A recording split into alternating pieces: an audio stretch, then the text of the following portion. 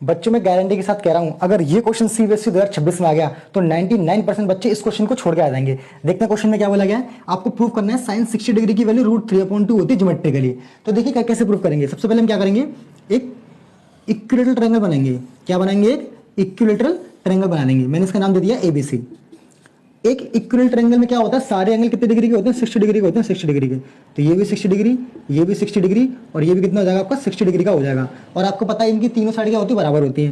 तो मैं मान लेता हूँ ये भी साइड आपकी ए है, ये भी साइड आपकी ए है, और ये भी साइड क्या है आपकी ए है। अब क्या करना है आपको?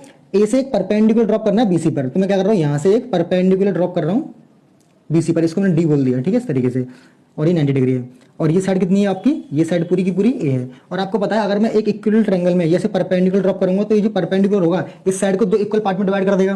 तो इसका मतलब ये भी आपका कितना हो जाएगा? a/2, और ये भी आपका कितना हो जाएगा? a/2। और ध्यान से देखेंगे ये एंगल 60 डिग्री का है, तो ये कितने कितने हो जाएंगे? ये आपका हो जाएगा 30 डिग्री का, और ये भी आपका कितने का हो जाएगा? 30 डिग्री का। अब ध्यान से देखिएगा, बिल्कुल ध्यान से, जरा ध्यान से देखिए। अगर मैं यहाँ पर लगाऊं साइन 60 डिग्री, क्या लगाऊं? Sine 60 degree. अगर मैं ट्रायंगल ABD, या लिख लेते हैं हम, इन ट्रायंगल ABD, अगर मैं इस ट्रायंगल में साइन 60 डिग्री लगाऊं तो परपेंडिकुलर क्या हो जाएगी? ये परपेंडिकुलर हो जाएगा AD, और हाइपोटेन्यूज कितनी हो जाएगी आपकी? AB।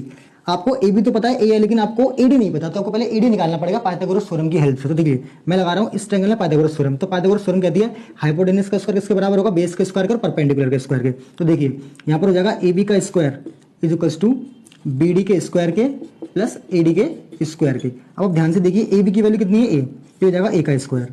BD की वैल्यू कितनी है? A/2 का होल स्क्वायर, और AD आपको निकालना है AD स्क्वायर। तो ध्यान से देखिए यहाँ से AD स्क्वायर की वैल्यू क्या निकल के आएगी? A स्क्वायर माइनस A/2 का होल स्क्वायर। थोड़ा सॉल्व करेंगे इसे, हो जाएगा A स्क्वायर माइनस A स्क्वायर/4। तो ये कितना हो जाएगा आपका? एलसीएम लेने के बाद ये आपको हो जाएगा 3A स्क्वायर/4।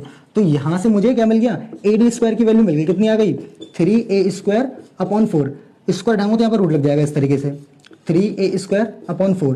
तो यहाँ से AD की वैल्यू मुझे क्या मिलेगी? √3A/2। तो मुझे यहाँ पर AD की वैल्यू मिल चुकी है। अब मैं क्या करूँगा, यहाँ पर AD की वैल्यू रखूंगा। जरा ध्यान से देखिएगा बेटा, जरा ध्यान से देखिएगा। मैं जैसे यहाँ पर वैल्यू रखूंगा, AD की वैल्यू कितनी है? √3/2, √3/2 इंटू A, और डिवाइड में कितना है? AB कितना है? A। तो ध्यान से देखिए ये A इस A से कट जाएगा, तो मेरे पास क्या बचेगा? √3/2। तो इस तरीके से आप साइन 60 डिग्री की वैल्यू एक्सप्लेन कर सकते हैं।